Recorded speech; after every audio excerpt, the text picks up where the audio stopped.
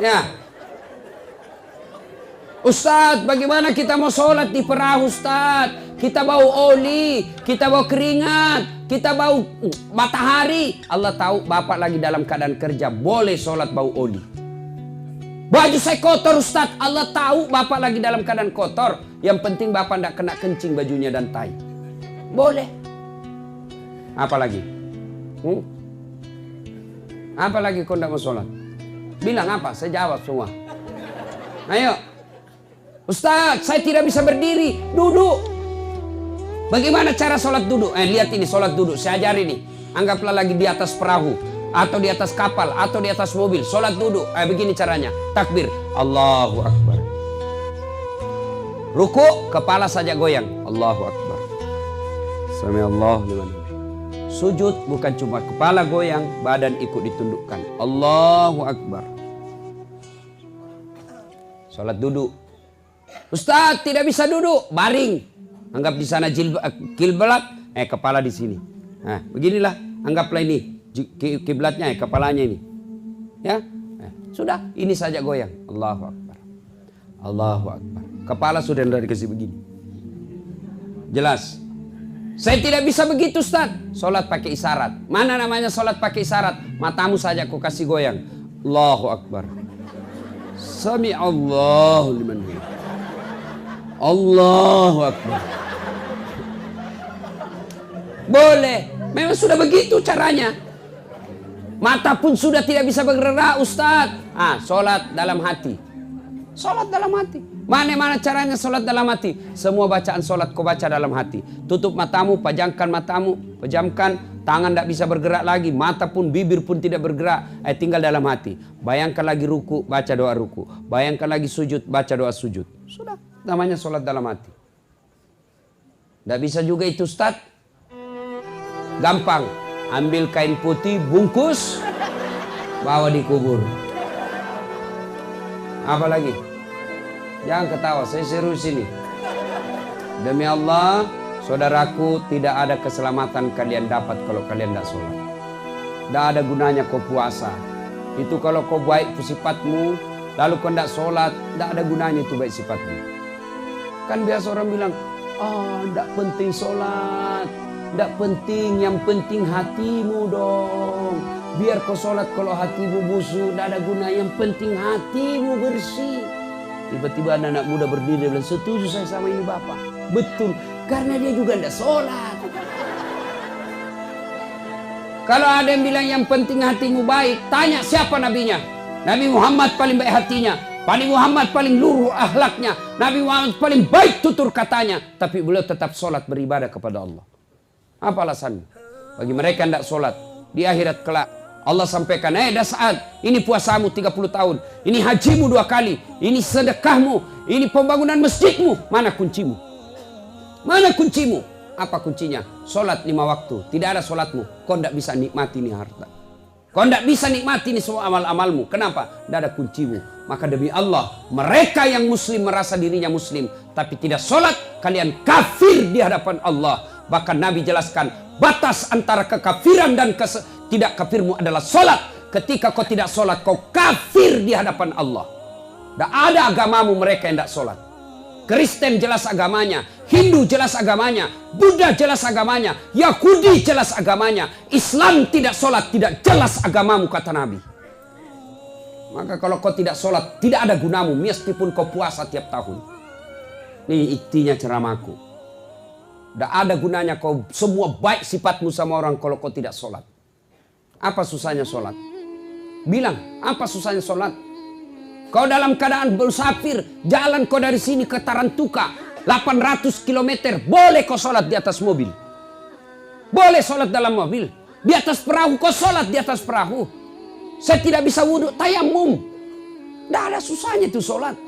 Tidak ada. Kalau bapak tidak puasa, 3 tahun berturut-turut, taubat besok. 3 tahun puasamu yang lepas, kau bayar setelah kau taubat. Tidak ada dosamu. Tapi kalau bapak tidak sholat tadi subuh, bagaimana caramu bayar? Bagaimana caramu bayar yang tidak sholat subuh tadi? Tidak ada cara balasnya, kecuali kau tinggal suksaan neraka. Tidak bisa kau bayar sholatmu kalau sudah lepas. Gimana caranya? Saya sholat subuh Ustaz. Kapan kau mau sholat subuh? Besok Ustaz. Ya besok, saya buntu besok. Saya sholat 2 kali, lebih salah lagi. Makanya ketika kau tidak sholat, tidak ada nilaimu di hadapan Allah. Saya merantau Ustaz. Sudah 30 tahun merantau dari Bima. Sampai sini tidak bisa hidup sukses. Sholatmu yang bermasalah. Saya sholat Ustaz. Betul kau sholat tapi kau tidak ikhlas. Hayya 'alas shalah. Asar lagi. Barusan duhur. Kau tidak ikhlas. Saya sholat Ustaz. Betul kau sholat tapi tidak semangat. Rasanya tidak ketemu Tuhan. Tidak senang ketemu Allah. Allahu Akbar. Bismillahirrahmanirrahim. Maliki yaumiddin.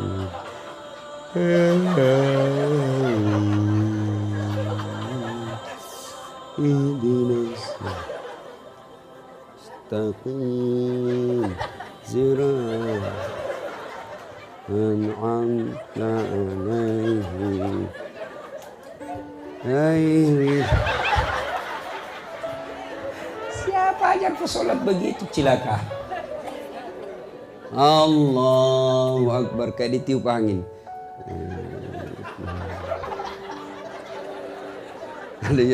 Allahu Akbar.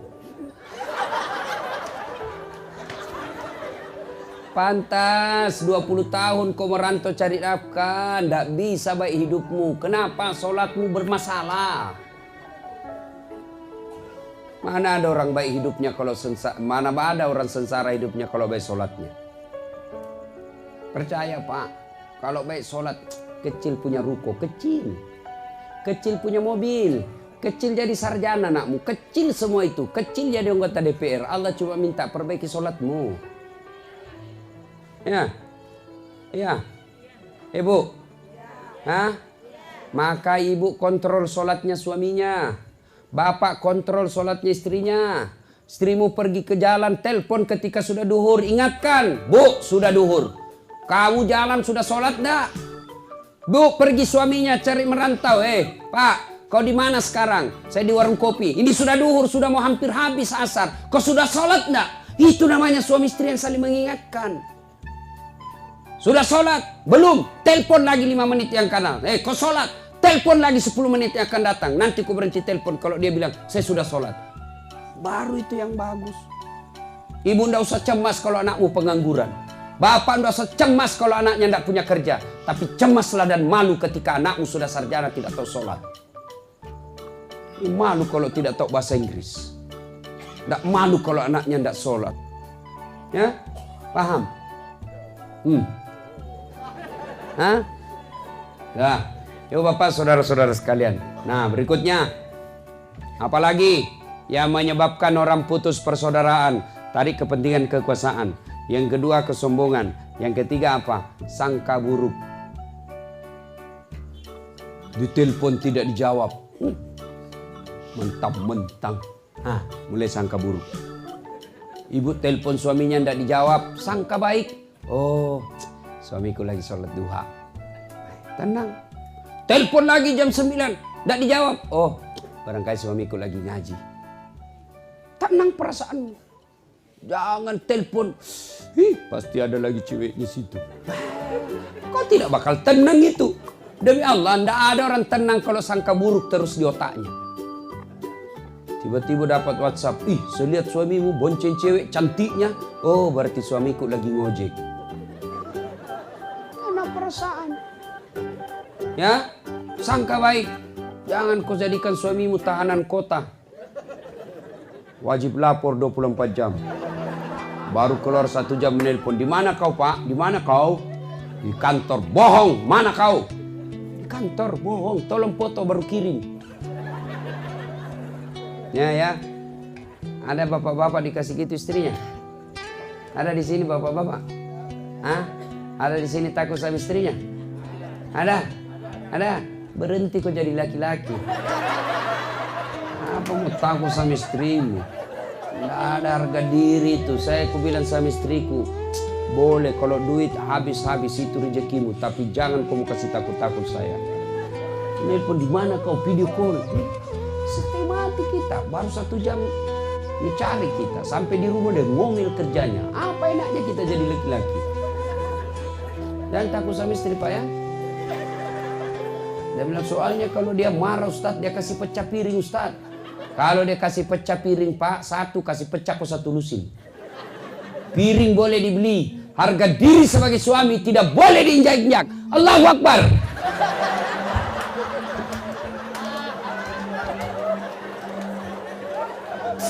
Yuk, ada bilang Ustadz, berarti Ustadz tidak takut sama istrinya.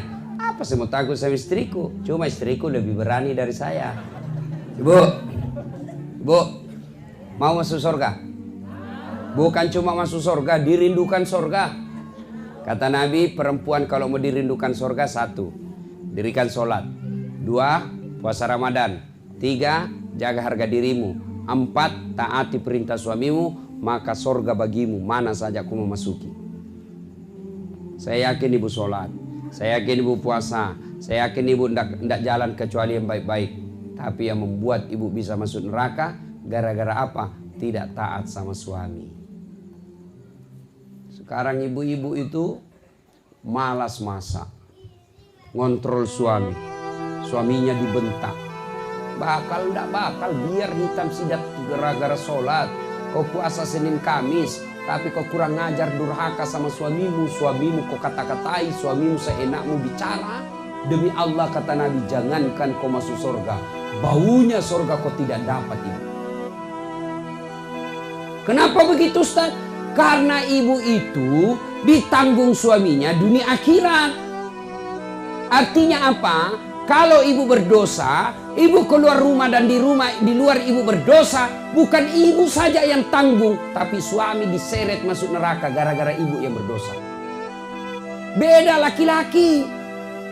Suaminya ulama, suaminya penceramah, suaminya penghafal Quran, rajin sholat tahajud, tapi istrinya tidak pakai jilbab, istrinya tidak sholat, istrinya tidak puasa Ramadan, istrinya suka bertengkar sama tetangganya. Meskipun suaminya ketua majelis ulama, suaminya masuk neraka lebih dulu baru istrinya. Makanya jangan suka ngomong. Tanggung ibu-ibu itu dunia akhirat. Kasih senang itu suamimu. Ibu, fungsi utama seorang suami bukan cari nafkah bagi ibu. Fungsi seorang suami yang utama bukan cari makan, tapi apa? Mendapatkan ridho supaya ibu gampang masuk surga. Suamiku cerewet, biar saja dia masuk neraka. Yang penting ibu harapkan suamiku senang sama saya. Itu yang membuat saya gampang masuk surga. Kalau ibu suka ngomel, malas masak, di rumah tidak pernah cantik, berat badan tambah besar. Apa enaknya kita jadi laki-laki?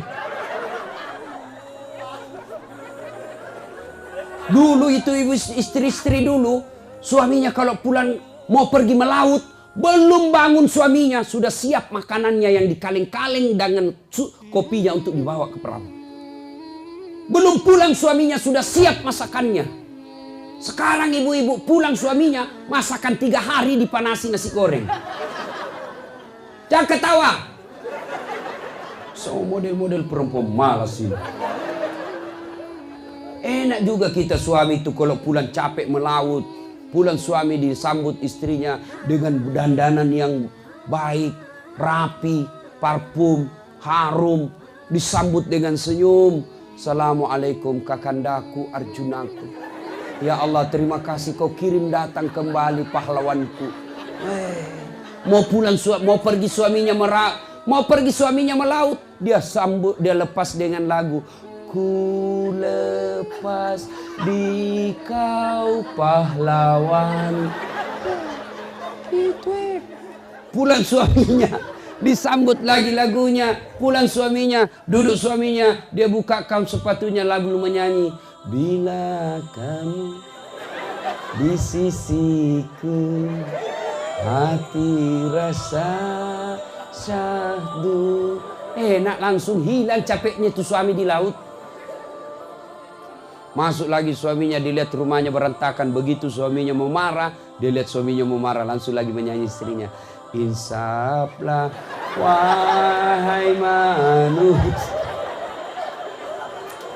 Enak kan perasaan jadi suami. Tapi itu dulu. Ibu-ibu dulu itu begitu lagunya. Sekarang lagunya ibu-ibu sekarang modern apa? Yo ayo. Yo ayo yo. Lebih parah lagi itu ibu.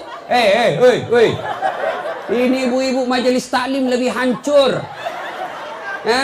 Senam di lapangan.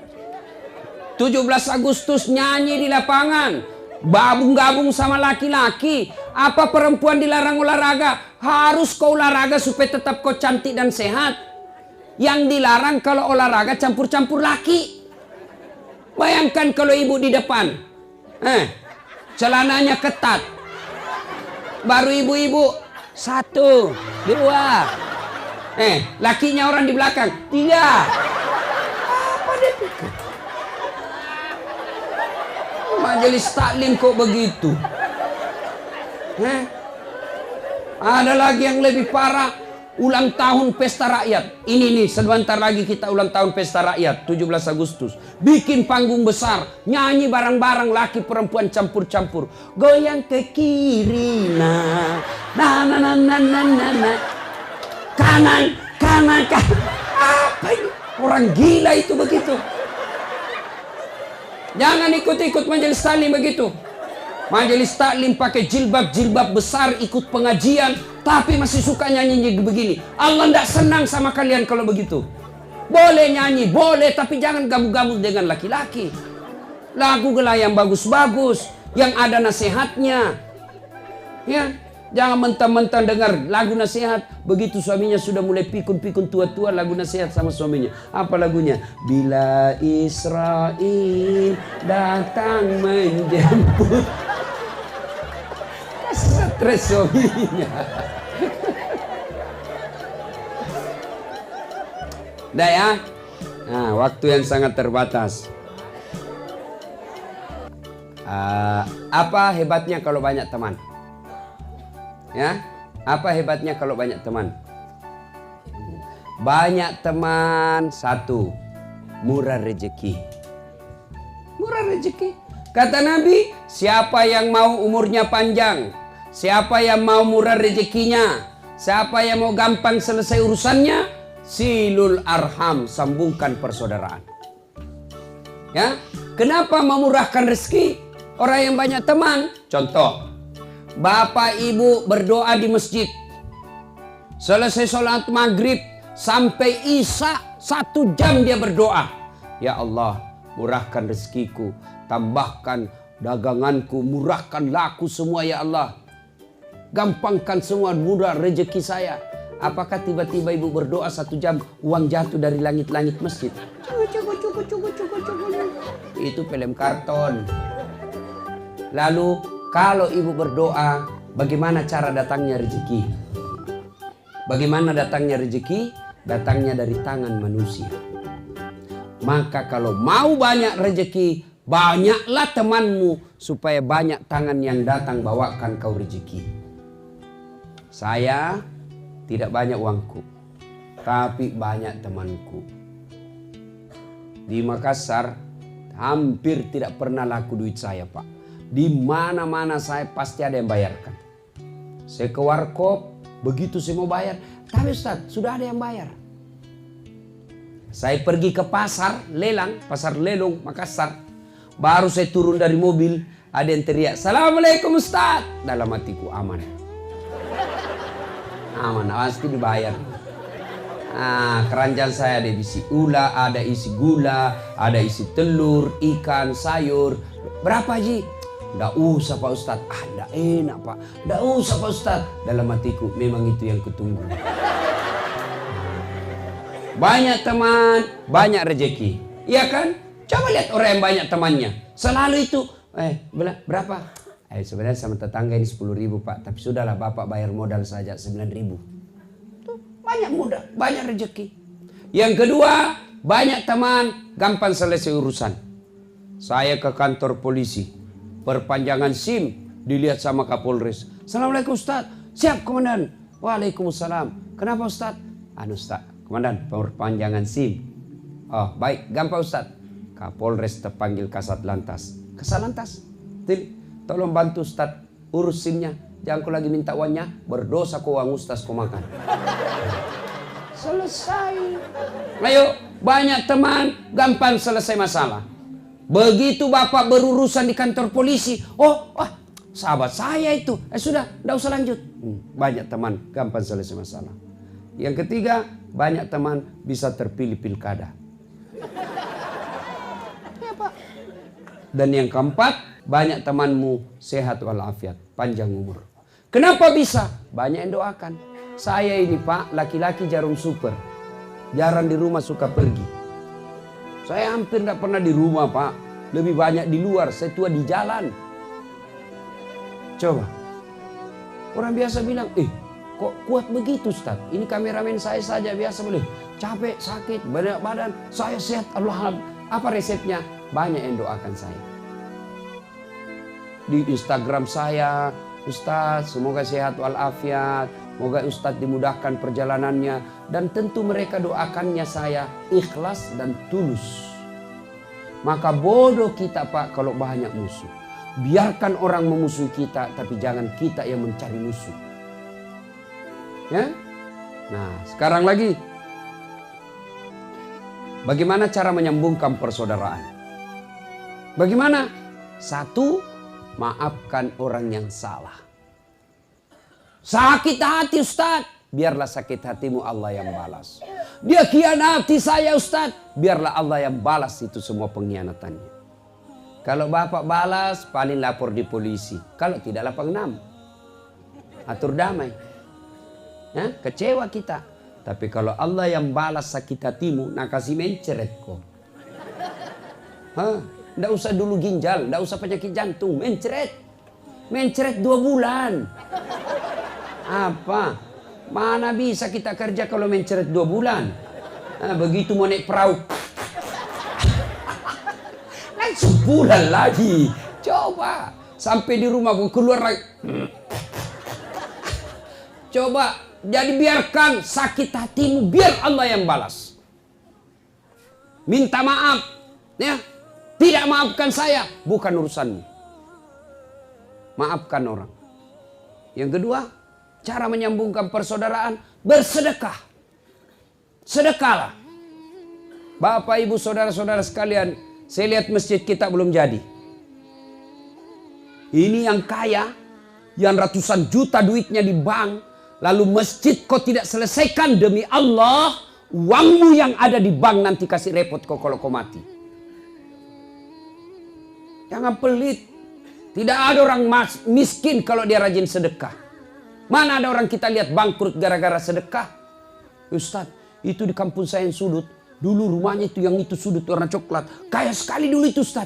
Hanya karena rajin sedekah dia bangkrut. Tidak ada itu orang bangkrut gara-gara sedekah.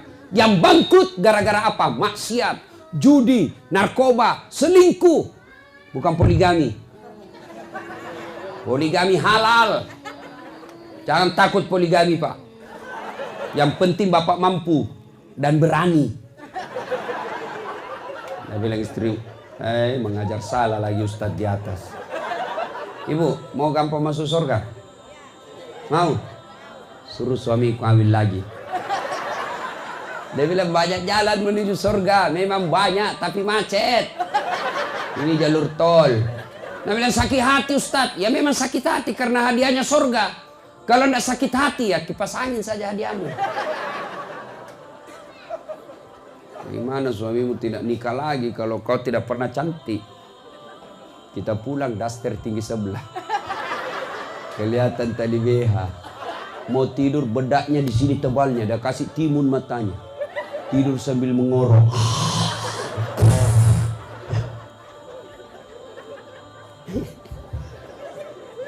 Ayo sedekah.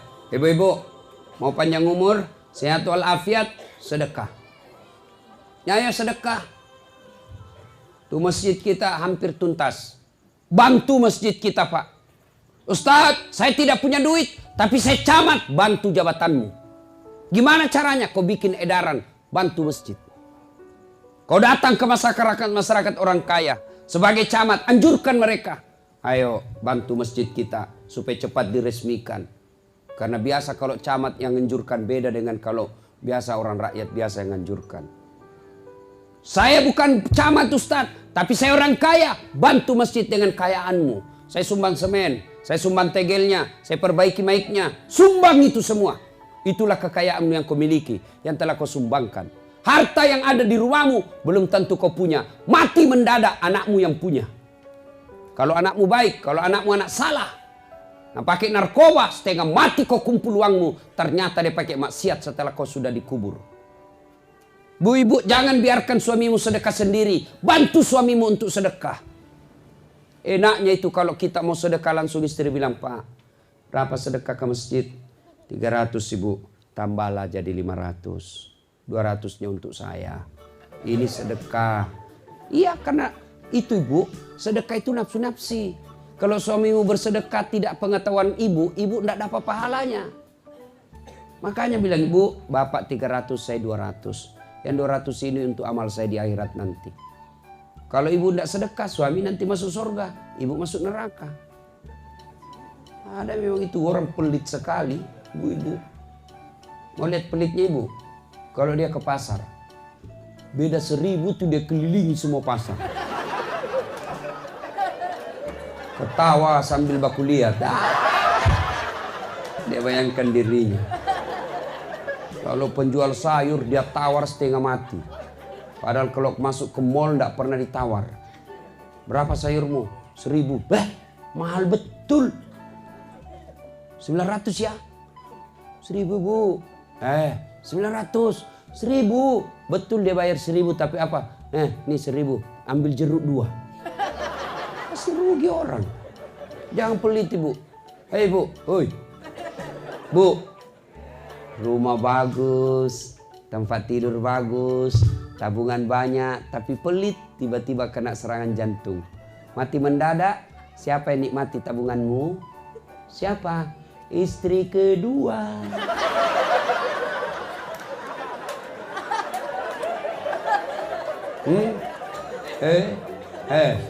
Kau sudah dikubur disiksa sama malaikat karena kau terlalu pelit. Istrimu, suamimu enreyen dengan istri barunya. Hancur kau. Maka jangan terlalu pelit. Ya, sedekahlah ibu. Demi Allah. Saya tidak bisa sedekah 1 juta. Sedekahlah dengan seadanya. Saya tidak bisa sedekah dengan uang Ustaz. Saya orang miskin. Sedekah kau dengan tenagamu. Bangun itu masjid. Kau datang angkat-angkat semen.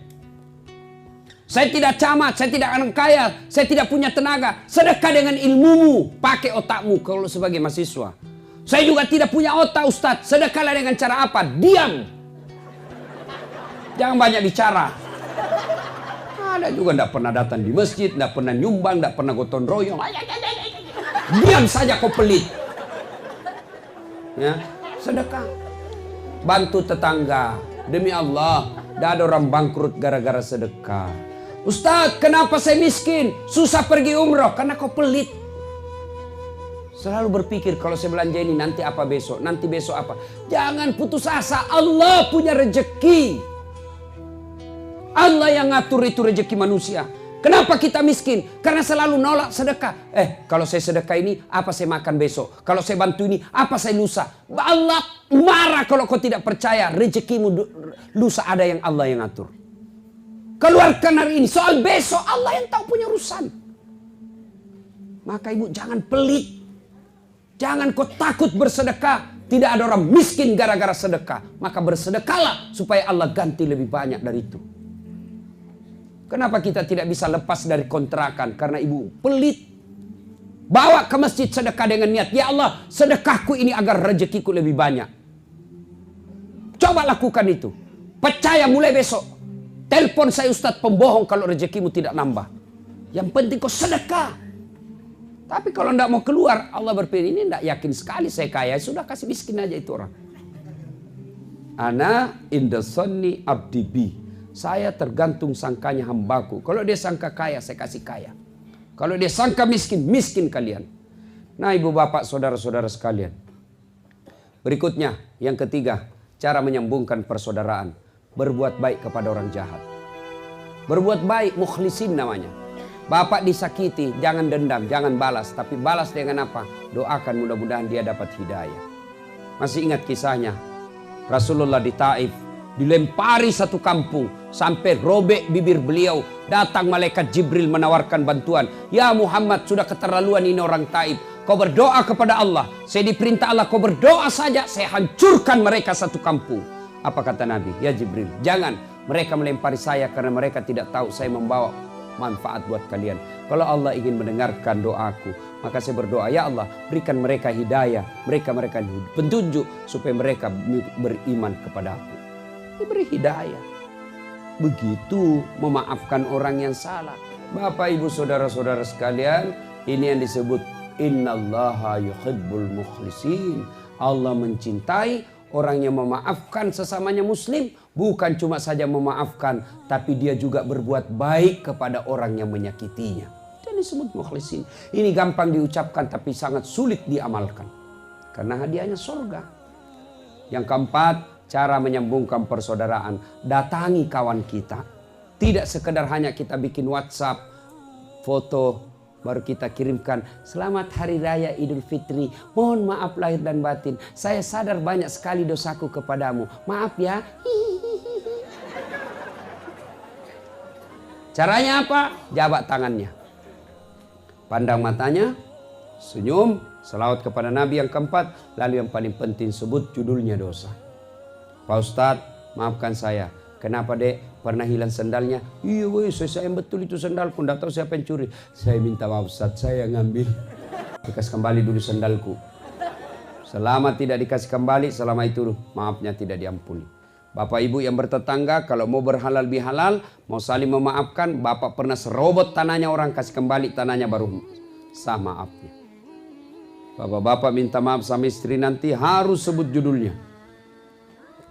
Jadi kalau suaminya nanti minta maaf, bu, suruh sebut apa judulnya. Maafkan saya bu, apa judulnya? Tidak usah, nanti kau ngamuk lagi. Maafkan saya, apa? Janji tidak marah ya? Janji dong, saya tidak mau marah. Maafkan saya bu, dulu saya waktu tugas ke Sulawesi, saya silap ibu. Saya selingkuh. Dia bilang istrinya, saya maafkan pak. Begitulah manusia biasa. Saya ikhlas memaafkan bapak. Karena waktu bapak juga tugas ke Sulawesi, saya juga selingkuh.